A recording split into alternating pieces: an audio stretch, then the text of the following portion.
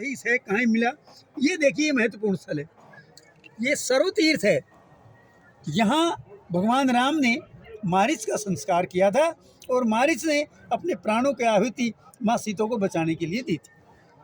उसके बाद राम जी मतलब माँ सीता की खोज में वन वन भटकते रहते हैं। उन स्थलों का नाम, चित्र आदि सब हमारे पास है। ये माना जाता है, यानी जैन ग्रंथों में ये वर्णन आता है कि 12.5 लाख वर्ष पहले भगवान श्री राम ने यहाँ 2 जैन मुनियों का राक्षसों से संरक्षण किया था। आज भी राम जी की इस नाम पर वहाँ पूजा होती है। अब यहाँ से आरंभ होता है। माँ सती ने उनकी जो परीक्षा ली, येडेश्वरी, यहाँ येडई माँ कहा गया है। येडई माने दीवानी माँ। तो राम जी कहते हैं, माँ क्या दीवानी हो गई, तो भगवान शिव के बिना यहाँ अकेली क्यों घूम रही है। यहाँ फिर माँ प्रकट होती है यहाँ भी। अब देखिए, ये एकमात्र स्थल है पूरे भारत में जहाँ भगवान राम और सीता माँ के नाम पर उनके रेवेन्यू रिकॉर्ड में उनके नाम से खेत हैं। अनेक खेत, अनेक वो भगवान राम के और सीता माँ के नाम पे रेवेन्यू रिकॉर्ड में है। उसके बाद राम जी आलमिल होते हुए अब वो प्रवेश कर्नाटक में करते हैं।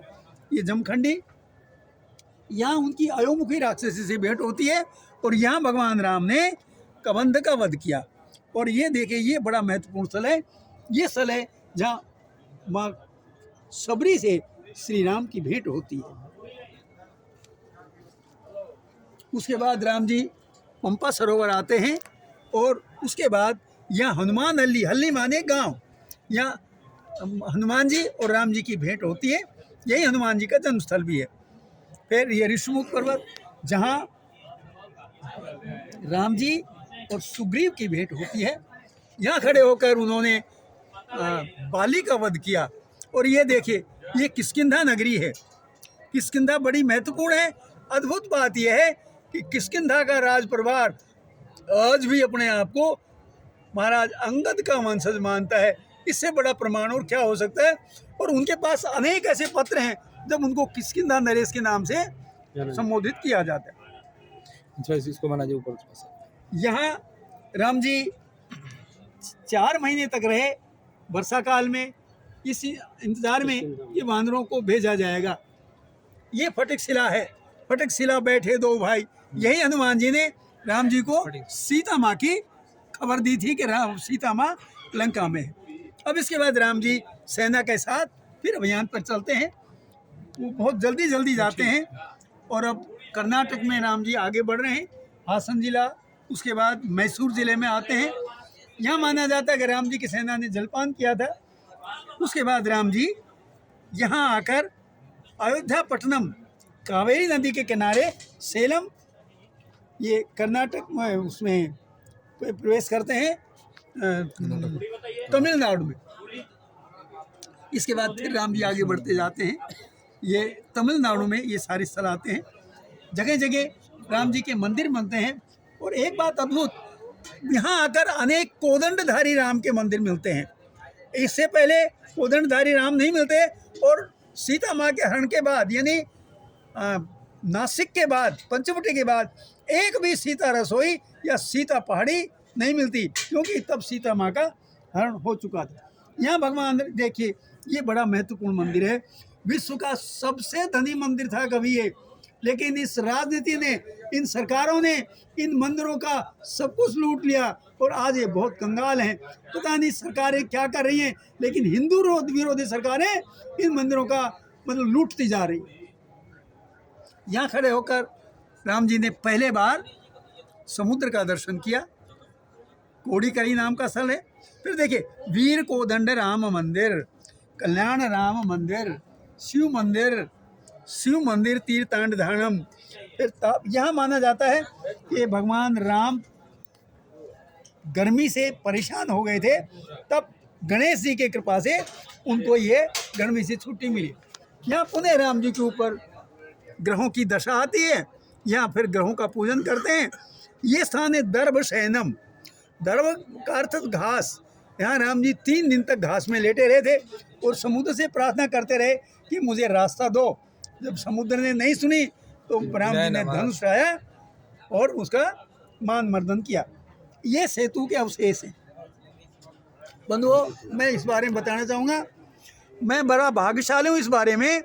मैं भगवत कृपा से पहला व्यक्ति था जो समुद्र में डुबकी लगाकर पहले बार उन सेतु के अवशेषों को मैंने छुआ। ये मेरा परम सौभाग्य था। ये आज भी वहाँ जाया जा सकता है और उसके दर्शन हो सकते हैं। अब ये देखिए अद्भुत बात, ये कुआं समुद्र में है और समुद्र से, इस कुएं से मीठा जल निकलता है। दुनिया का कोई विज्ञान नहीं बता पा रहा ये समुद्र से मीठा जल कैसे निकल सकता है, लेकिन प्रत्यक्ष वहाँ जाकर देखा जा सकता है। राम जी यहाँ एकांत में बैठकर युद्ध नीति पर विचार किया। ये गंधमादन पर्वत है और यहाँ कोदंड राम मंदिर, भगवान राम की शरण में यहाँ विभीषण जी आए थे। उसके बाद ये जटा तीर्थ, ये अग्नि तीर्थ है। यहीं स्नान करके रामनाथ मंदिर में प्रवेश किया जाता है। ये बड़ा विश्व का अद्भुत मंदिर है, ज्योतिर्लिंग है और ये विश्व का एक ऐसा अद्भुत मंदिर है। 22 कुओं में यहाँ स्नान किया जाता है और अद्भुत बात, कुएं पास पास हैं लेकिन सबका जल का तापमान और स्वाद अलग अलग है, छोटी सी जगह पे। यहाँ से राम जी लंका जाते हैं, रावण का सेना और परिवार के साथ नाश करके पुष्पक विमान से आते हैं। अभी हमें लंका का नहीं पता, जब लंका का पता चल जाएगा तब वहाँ भी चलेंगे। यहाँ फिर पुष्पक विमान में बैठ के, ये धनुष कोटि है, यहाँ से राम जी ने समुद्र में जो पुल बनाया था उसके कई टुकड़े किए और फिर वापस चलते हैं। तो यहाँ माँ सीता आग्रह करती है राम जी से कि आप अपने मित्रों के साथ जा रहे हो, मैं चाहती हूँ मैं भी अपनी सहेलियों के साथ चलूँ। तब माँ सीता के आग्रह पर पुष्पक विमान यहाँ उतरता है और वानर पत्नियाँ विमान में सवार होती हैं। उसके बाद राम जी अयोध्या पहुँच जाते हैं। ये है भादरसा, बहे दर्शन से भादरसा हुआ है। यहाँ राम जी को दर्शन हुए थे, राम दर्शन। ये देखिए, इस गांव का नाम पुहपी है। पुहपी क्यों? ये कभी पुष्पकपुरी था, पुष्पक विमान यहाँ उतरा था, इसलिए पुष्पक के सम्मान में इसका नाम पुष्पकपुरी रखा। अब यहाँ भरत जी और हनुमान जी का मिलन हुआ, क्योंकि भारद्वाज आश्रम पहुंचकर भगवान राम ने हनुमान जी को भेजा था कि हनुमान जी खबर लाओ, ये जटाकुंड, यहाँ ये वो है भरत कुंड है, यहाँ राम जी की भरत जी की भेंट हुई जटाकुंड में थी। यहाँ दशरथ समाधि है। राम जी दशरथ जी का अंतिम संस्कार नहीं कर सके थे तो उनकी श्रद्धा बस वहाँ गए। अब राम जी ने अपने मित्रों के लिए अलग अलग स्थलों की उनके भोजन आवास की व्यवस्था की।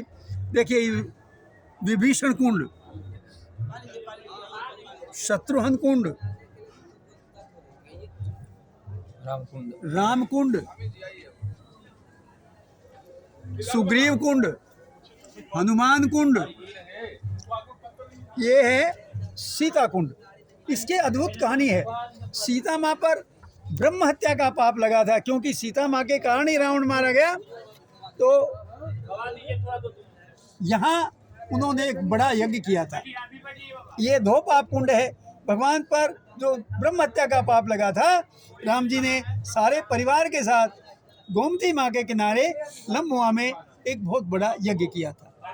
उसके बाद यह हनुमान जी ने मकरी और काल नेमी का वध किया था। ये आज भी बड़ा प्रसिद्ध मंदिर है। ये जनकोरा है।